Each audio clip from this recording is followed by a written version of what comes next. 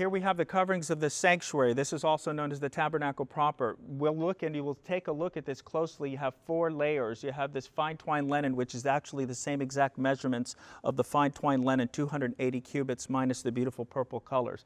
Look at the same colors that are over here, Rabbi Jeff. Look at here. We got the scarlet, the purple, and the blue, and these beautiful cherubims as you go into the holy place, you'll see. They were such heavenly things as the Bible refers to. But look here, we have goat's hair that was applied upon the second layer, and then the wonderful ram skin tan-dyed red. I mean, think about the work that these people had to do, the Israelites, to put this together. I mean, a lot of work. The final covering that you look at the top, nothing beautiful, weather beaten all the time. They called it the badger skin. I mean, this structure was just very simply humble and beautiful, but when you come inside, it's just absolutely beautiful. Yeah, this is interesting that God's tabernacle, God gave the dimensions to Moses and gave the description of everything, how big, what to use. So they didn't make this up. God inspired Moses and have these 4 layers. So the linen, and then the goat skin, the ram skin, and then the badger skin. And we can see the symbolism, right? Again, the whole tabernacle represents the Messiah to come.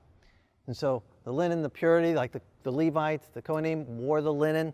The goat skin, the sacrifices at the brazen altar. The goat on Yom Kippur, on the Day of Atonement, the goats would be sacrificed. But then a badger. Now, something we know about a badger is they're unclean, right? The ram is clean, the goat is clean, but the badger is an unclean animal. Why would God, his sanctity, his holy temple, which represents him, be covered in an unclean animal? The outer covering is an unclean animal.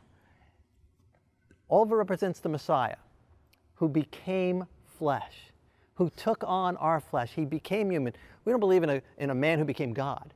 We believe in a God who became man, who wanted to tabernacle with us. That's why he told Moses, build me a tabernacle so that I can dwell among you.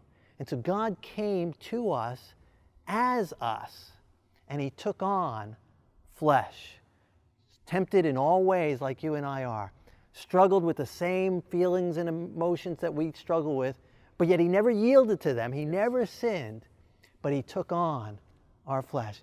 And so the whole tabernacle perfectly and beautifully represents him. And then inside, in his heart, in his mind, is the Holy of Holies, the light, the bread, the prayers for us, his heart for us. The tabernacle represents the Messiah.